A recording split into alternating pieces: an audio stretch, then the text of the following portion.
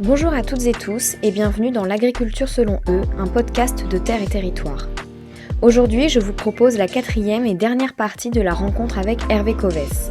Ingénieur agronome, il prône les pratiques agroécologiques pour restaurer la vie des sols via différentes méthodes.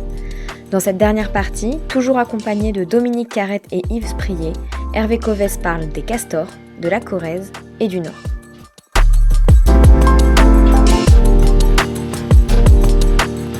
Il faut qu'il y ait des gens qui partent devant, et là, il y en a un, mais il y en a plein d'autres. Mais ouais, un petit peu. En plus, il est humble, et c'est exactement ce qu'il faut. Y aller humblement, simplement. On avance, on apprend, on se réunit, on regarde clairement, objectivement, les résultats que l'on a, et on construira ce monde. Et ce monde, avec cette histoire d'agroécologie, moi, ce que je ressens, ce que j'ai au fond de mon cœur, c'est que, vous savez, aujourd'hui, les pouvoirs publics financent des choses contre le réchauffement climatique, des cohortes de satellites qui vont mettre la Terre sous ombrière pour qu'on ne chauffe pas trop. Ils mettent des engrais ou de la chaux dans les océans pour augmenter le taux photosynthétique de certains océans et pour capter le gaz carbonique. Ils vont imaginer des choses, mais qui sont complètement fous, mais qui coûtent, alors là pour sûr, un pognon de dingue. Alors qu'on a des agriculteurs qui ont des terrains, qui ont besoin de matière organique dans les terrains, qui ont besoin d'avoir plus de vie dans leur sol, d'avoir une meilleure résilience, et parce qu'ils ont besoin de ça, ils vont le faire, et en le faisant, ils apporteront une réponse monumentale face à ce réchauffement climatique.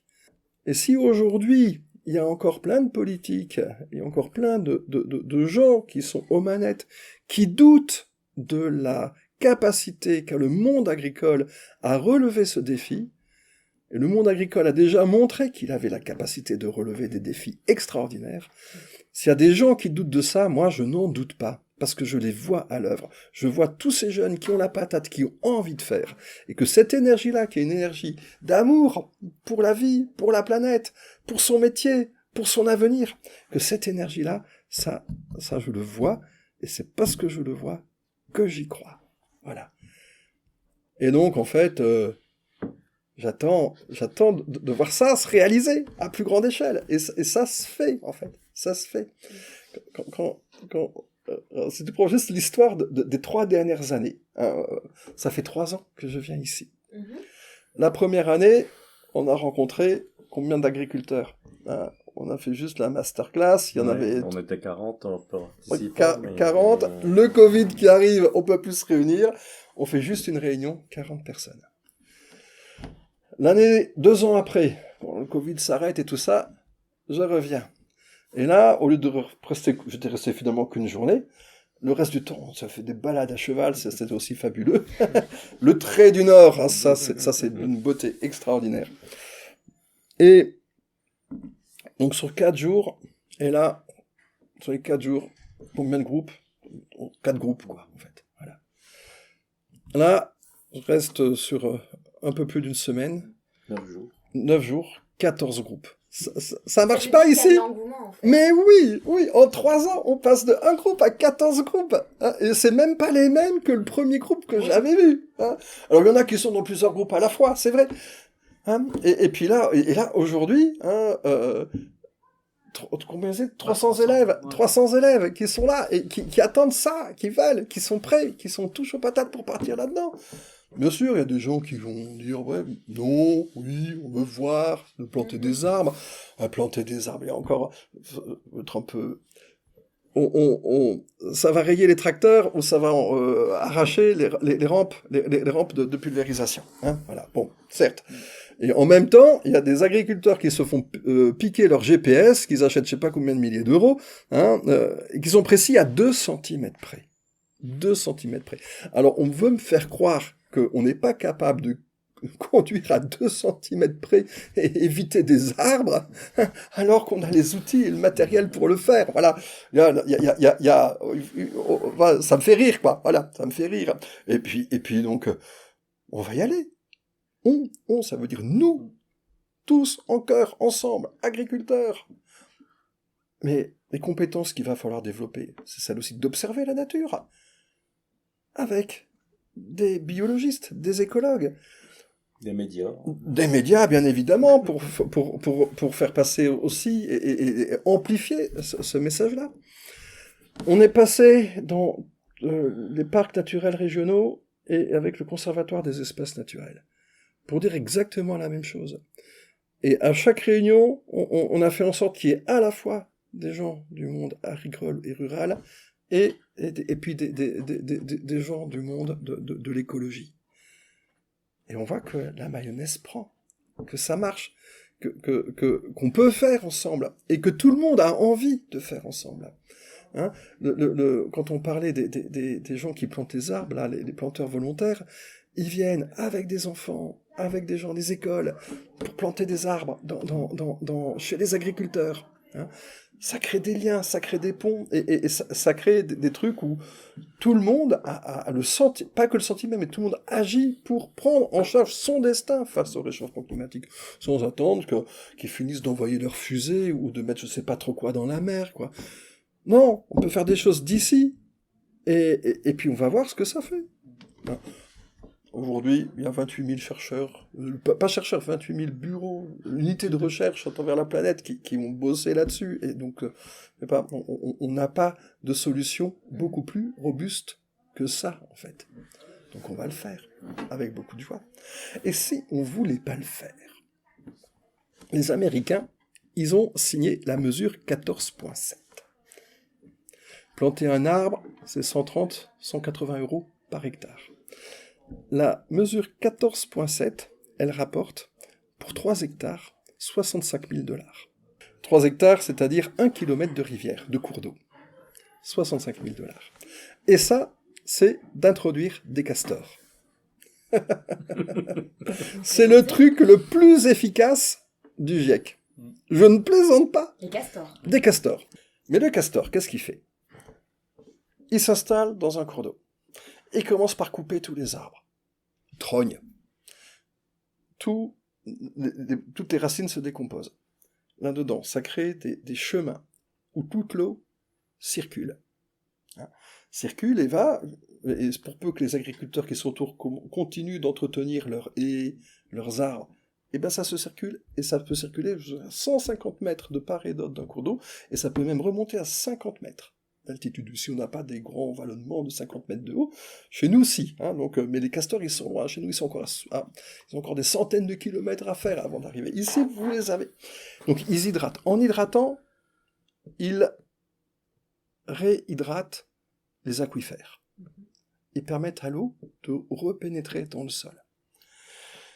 Ils augmentent la réserve utile, et même s'ils font un petit barrage qui fait que quelques arts en surface, l'aquifère qui est autour, la nappe phréatique qui est autour, elle peut très vite prendre la proportion d'une méga-bassine. Ils vont permettre de faire évoluer la végétation qui est autour, et assez mystérieusement, je n'ai pas tout étudié suffisamment, mais je suis en train d'explorer cette voie, les trames de champignons qui émergent autour des castors sont justement ces trames endomycorhiziennes dont on a besoin.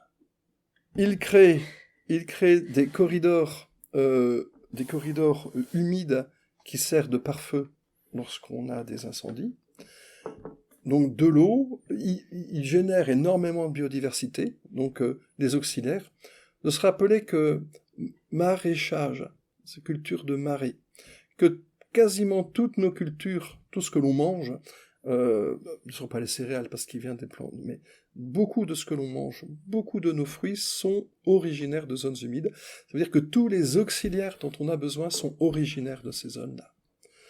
Donc ils amplifient la quantité d'auxiliaires qu'il y a dans des territoires, et mis tous ces trucs bout à bout, les Américains sont arrivés à ce calcul-là, que ça rapporte 65 000 $ par kilomètre de rivière. Sur un kilomètre de rivière, 1 kilomètre sur 30 mètres de large. Avec des castors. Avec des castors. Ouais. Avec des castors. Ça réduit surtout le débit d'eau. Et ça réduit. Voilà. Arrive trop vite dans la mer. Quoi. Voilà. Oui, il y a plein de choses, plein de choses qui sont. Voilà, 65 000 $. Donc en fait, bon, certes, il y a des castors qui viennent. On va les observer, pour voir comment ils font, pour mesurer aussi chez nous comment ça se passe, de s'inspirer de la nature, de choses complètement saugrenues même, hein, s'inspirer là-dessus, et puis finalement, si eux, ils savent rapporter 65 000 $ pour 3 hectares d'emprise, on serait pas capable de faire, peut-être pas aussi bien, mais aller au-delà de nos 150 ou 180 euros. Hein. Moi, j'en suis persuadé qu'on a des marges de progression qui dépassent l'entendement. C'est ça que m'apprennent les castors, et c'est pour ça que je suis tombé amoureux de eux aussi, et que j'aimerais que tous nos agriculteurs se comportent comme des castors. Et donc, pour être castor, il faut avoir des arbres à ronger. Donc, il faut comprendre des arbres. Mais ouais, mais bien sûr, et du bûche, mais bien évidemment, ça passe par ça. Si on veut des arbres, c'est pas pour que les arbres nous prennent notre flotte, nous prennent la place, nous prennent le soleil et tout ça, c'est pour qu'ils créent du sol. Donc c'est pour qu'on les coupe, il faut dire clairement les choses. Ouais. En dernière petite question, il y en a deux. Est-ce que vous pourriez, parce que si j'ai bien compris, vous êtes corésien en fait. Vous. Ouais, enfin je suis né en Alsace, mais quasiment l'essentiel de ma vie, je l'ai passé dans la région Limousin.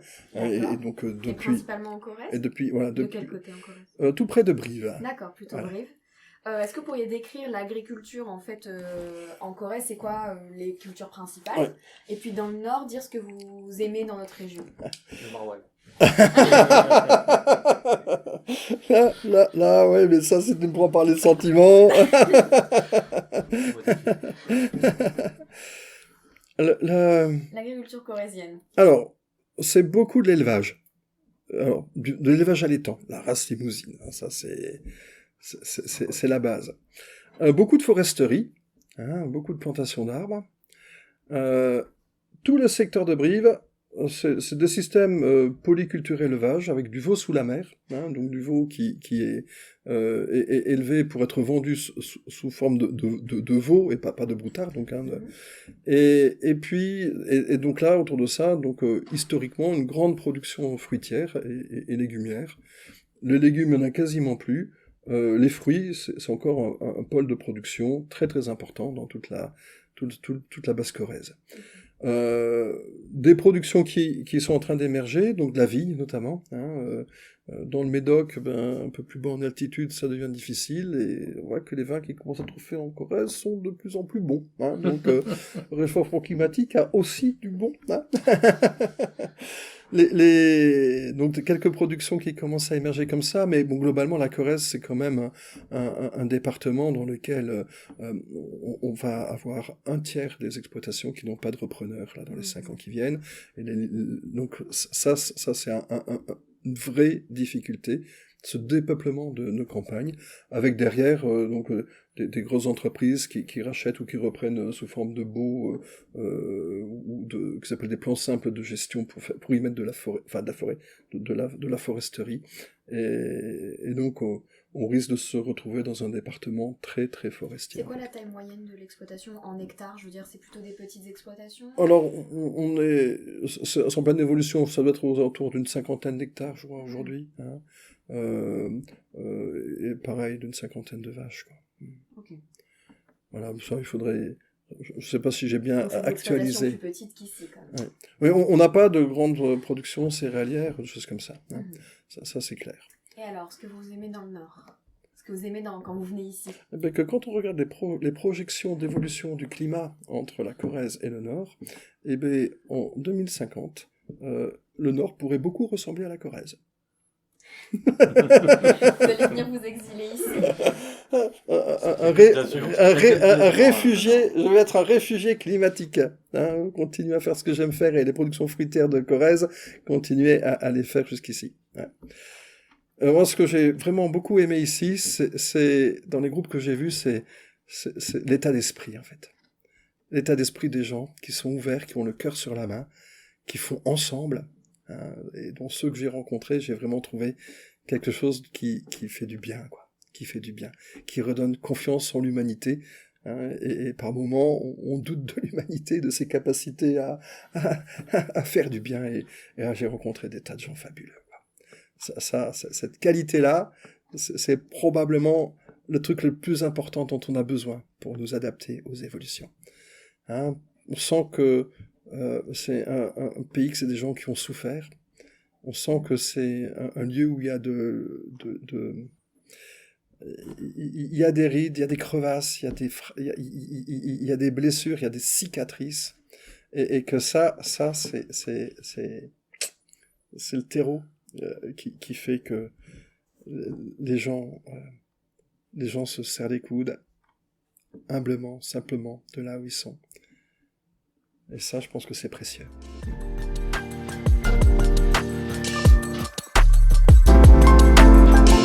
Merci à Hervé Covès, Dominique Carrette et Yves Sprier pour cette interview. L'intégralité de cette rencontre est à retrouver sur Spotify, SoundCloud et le site de Terre et Territoire. Ce podcast a été réalisé par Églantine Puel, journaliste chez Terre et Territoire. Merci de l'avoir écouté.